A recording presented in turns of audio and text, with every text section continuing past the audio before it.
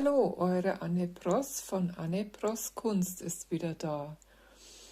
Gerne zeige ich euch heute ein sehr dekoratives Gemälde mit Acrylfarben und dazu benutze ich Schablone und Pinsel.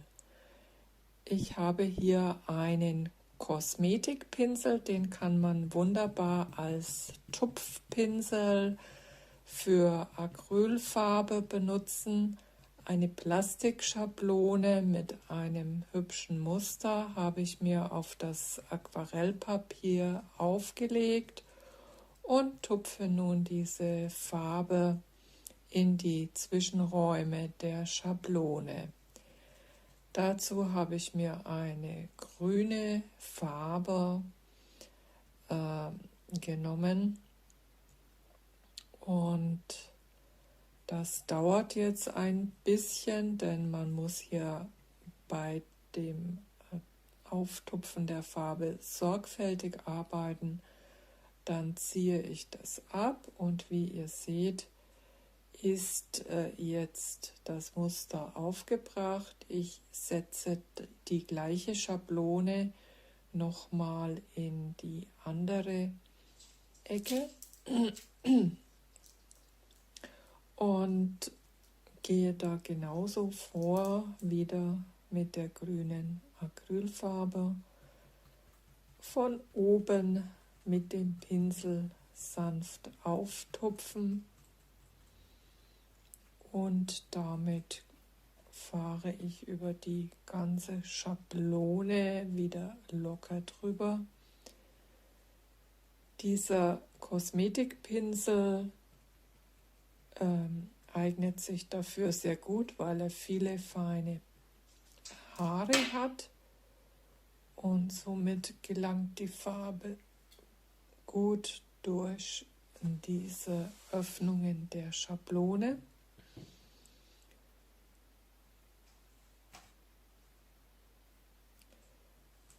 Das werde ich jetzt gut trocknen lassen. Reinige den Pinsel im Wasser und im Anschluss fahre ich fort. Ich habe mir ein paar Papierstücke ausgerissen, die ich vorher schon einmal mit Acrylfarbe bemalt hatte. Die bringe ich nun mit Acrylbinder auf dem Blatt auf. Das ist so eine Collage-Technik. Das macht sich auch immer wieder ganz gut bei Mixed-Media-Werken. Ich positioniere das auf dem Blatt und bestreiche mit dem Acrylbinder nochmals die Oberfläche, damit das Papier gut anhaftet.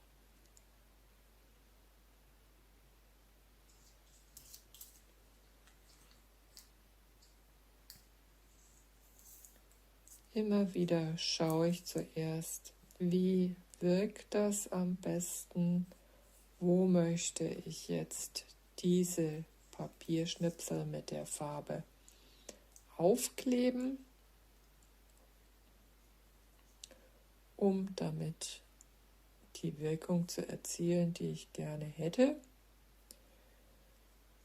Immer schön die Unterseite mit Acrylbinder benetzen und dann nochmal die ganze Oberfläche mit dem Acrylbinder nochmals festkleben. Schaut dabei, dass keine Blasen entstehen. Die könnt ihr dann mit einem Pinsel, mit dem Finger oder mit anderen Werkzeugen auch herausdrücken. So, jetzt habe ich da ein längeres Stück.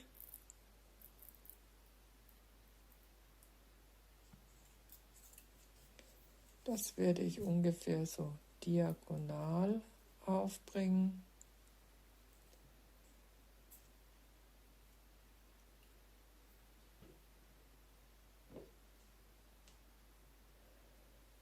Das war ein Stück, was ich mal auf Alufolie gemalt hatte.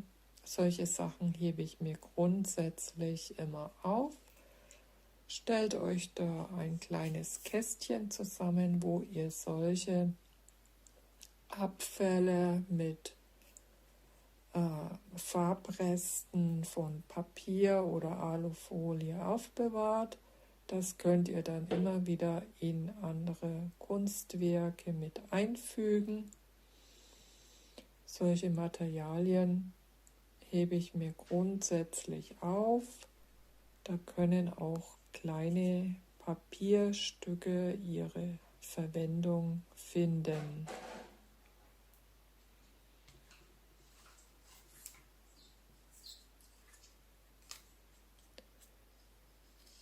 Nun werde ich das letzte Stück noch aufkleben mit einem etwas helleren Grün.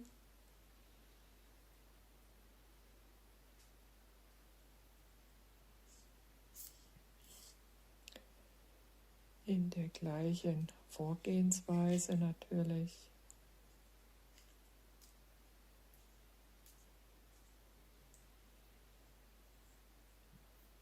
Und wieder schön satt mit Acrylbinder auch über die Oberfläche drüber gehen und das Stückchen festkleben.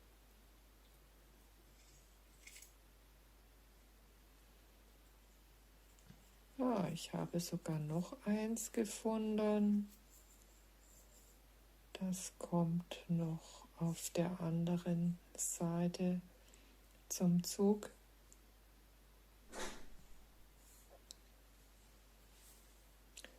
Probiert es einfach aus, wie es am besten zu eurem Bild passt.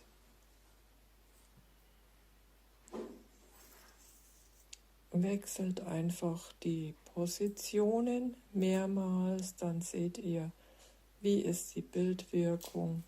Kann ich mir das an dieser Stelle vorstellen und bestreiche das wieder mit dem Acrylbinder auf der Unterseite. Dabei nicht mit dem Acrylbinder sparen, denn es soll ja gut anhaften auf dem Papier. Dann anschließend mit Acrylbinder die Oberseite bestreichen, wie gehabt, um es dann auf dem Kunstwerk zu fixieren. Das muss jetzt gut trocknen. Schließt immer den Deckel vom Acrylbinder, damit der nicht austrocknet, wenn ihr den über einen längeren Zeitraum nicht benutzt. Sonst wird er nämlich ziemlich zäh und kann nicht weiter verwendet werden. Mit einer Ölpastellkreide fahre ich fort, ziehe Linien, so wie ich mir das vorstelle.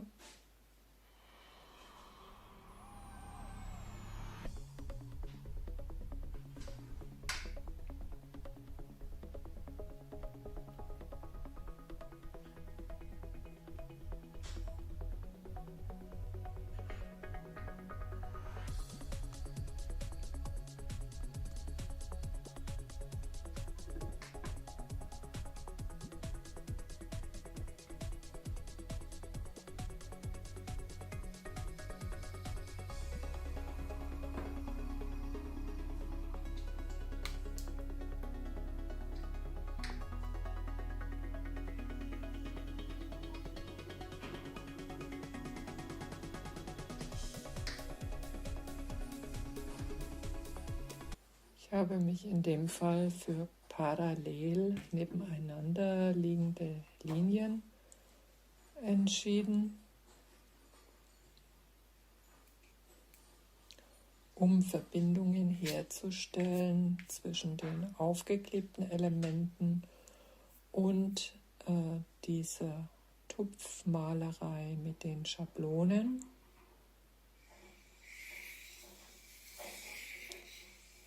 Mit einem Stift setze ich nochmals Akzente, die mehr malerisch sind.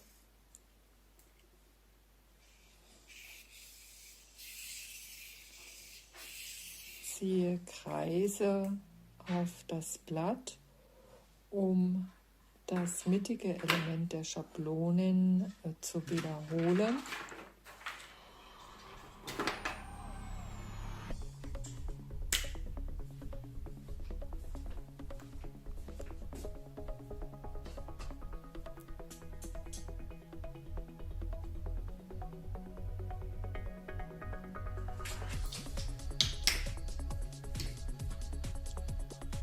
Mit einer blauen Acrylglanzfarbe werde ich jetzt mit dem Pinsel weiterarbeiten.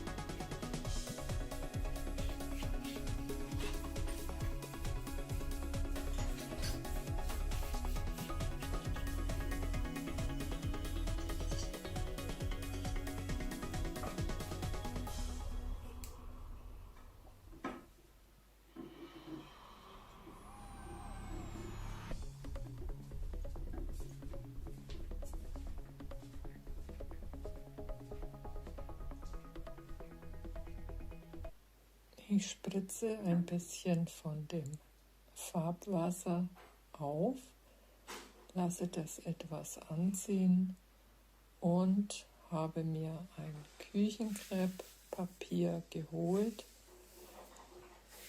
drücke dann dieses Papier auf den blauen Flächen auf und hole da wieder etwas Farbe herunter. Diese Technik habe ich euch ja schon mehrmals gezeigt bei verschiedenen anderen Acrylbildern. So will man einfach eine Tropfenstruktur erzeugen,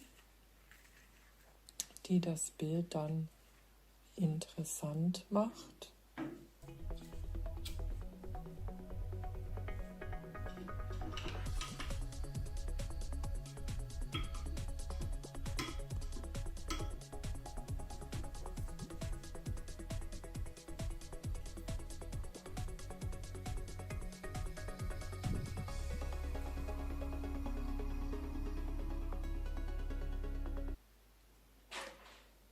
Als Farbpalette habe ich mir ein Stück Butterbrotpapier hingelegt. Das ist nämlich wunderbar, denn wenn ich da Farben zusammen mische, dann bleiben die ja auf dem Papier im Endeffekt haften und genau dieses Butterbrotpapier kann ich dann wieder weiterverwenden für meine Collagearbeiten und daraus Papierstücke herausreißen, die ich dann auf den Bildern aufbringe. Mit etwas weißer Farbe und viel Wasser gehe ich hier vor, erzeuge dadurch eine dünne Farblasur in Blau-Weiß-Tönen, um das Bild zu ergänzen. Je nachdem, wie viel Farbe und Wasser da im Spiel ist, erzeugt es dann die unterschiedlichen Blautöne.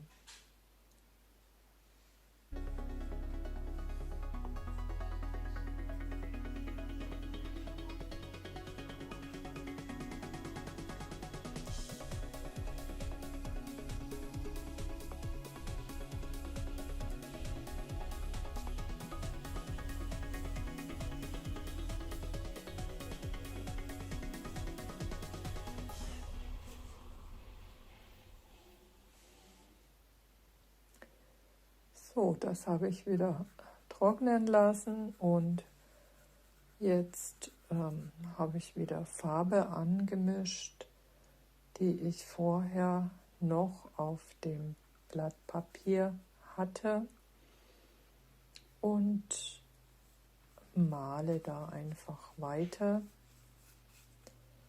Intensiviere nochmal die Farbe an gewissen Stellen, so wie ich mir das vorstelle.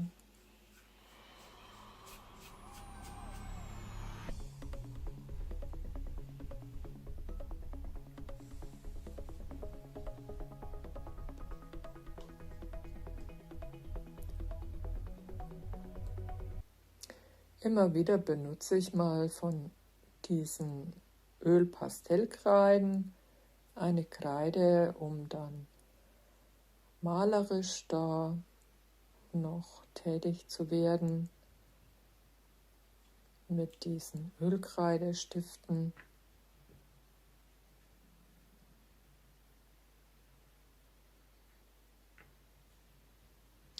In diesem Fall habe ich eben lauter Farben benutzt, die in der gleichen Farbfamilie zu Hause sind. Also das heißt Blautöne oder eben Grüntöne.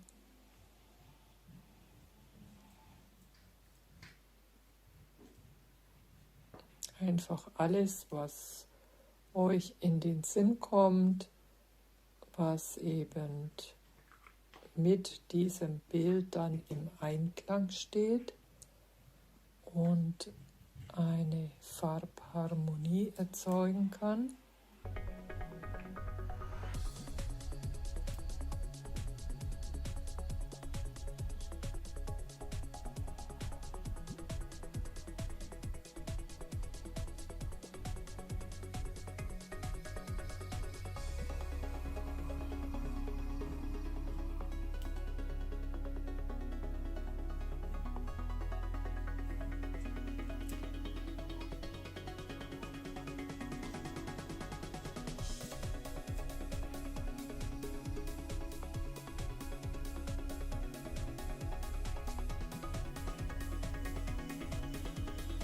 Bei einem Mixed-Media-Werk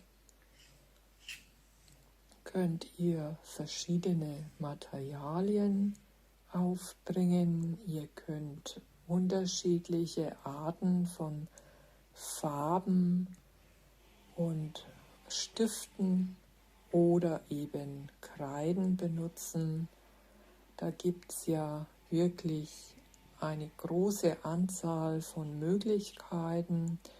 Ihr könnt euch da so richtig ausleben in eurer Fantasie und vieles ausprobieren. Und genau das ist der Punkt, weshalb ich gerne in Mixed-Media-Technik unterwegs bin.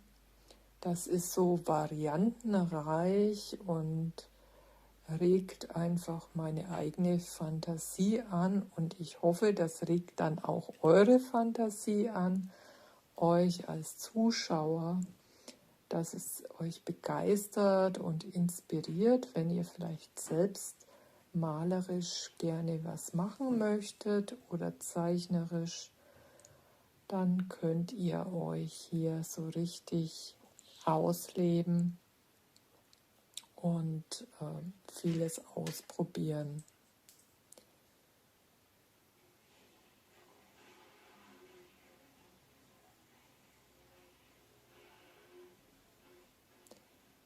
Nehmt auch unterschiedliche Pinsel, kleine Pinsel, dickere, breite, borstige Pinsel, um vielleicht auch Pinselstrukturen zu erzeugen. Hier habe ich einen etwas kleineren Pinsel, mit dem ich dann noch von der Glanzacrylfarbe dann wieder Tupfen auftrage.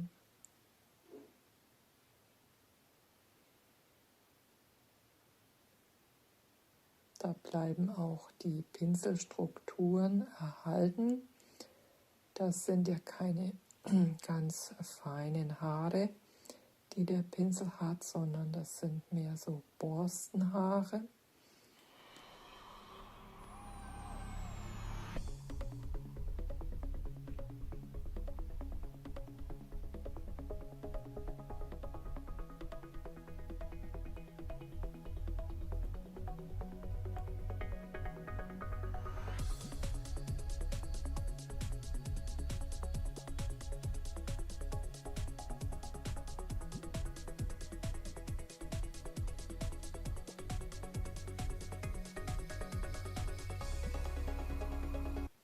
Ich persönlich kombiniere auch sehr gerne matte Acrylfarben mit Glanzacrylfarben.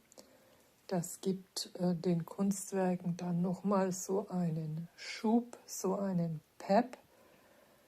Und viele Leute lieben das auch, weil wenn das Blatt dann gewendet und gedreht wird, sieht man dann die Glanzeffekte oder genauso, wenn es dann an der Wand hängt, kann man diese Glanzeffekte beobachten, indem man verschiedene Blickwinkel einnimmt, um auf das Kunstwerk zu schauen. Und das ist für mich immer wieder sehr faszinierend. Mit einer goldenen Acrylfarbe werde ich das jetzt noch ergänzen. Bringe da noch Goldelemente ins Spiel, weil ich finde, dieses Gold passt hervorragend zu dieser Farbkombination von Blau, Türkis und Grün. Und es hat etwas Zauberhaftes. Es erinnert mich ein bisschen an was Orientalisches auch, an blaues Meer, an türkisgrünes Meer, verschiedene Meerestiefen spiegeln sich da wieder und das Gold könnte jetzt hier für das goldene Sonnenlicht stehen, das auf dem Wasser auftrifft.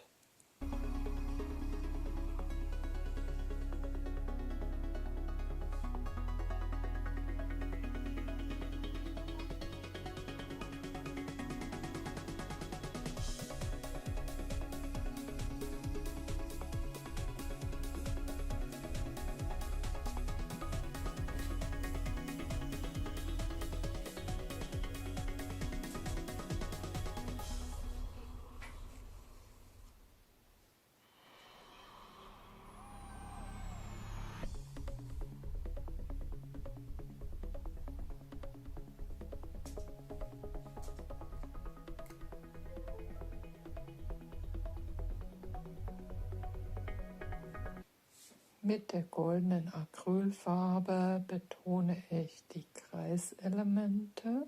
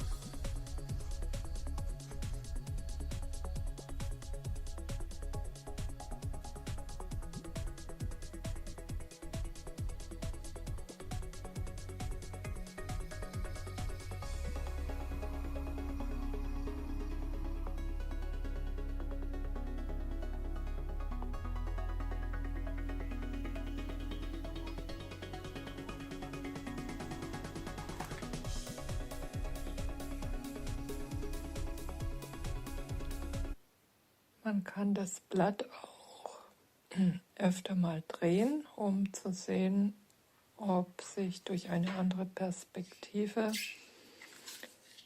vielleicht noch etwas ergibt, das man gerne ergänzen möchte. Die Kreiselemente müssen nicht grafisch exakt nachgezeichnet werden, sondern es soll eine malerische, lockere Linie sein, die sich um die Kreise herumzieht.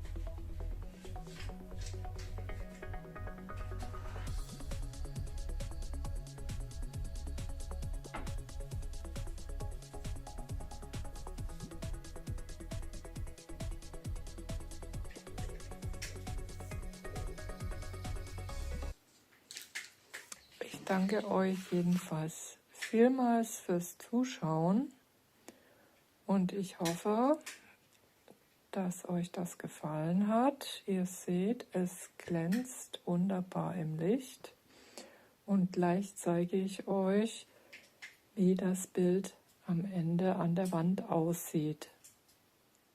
Ciao.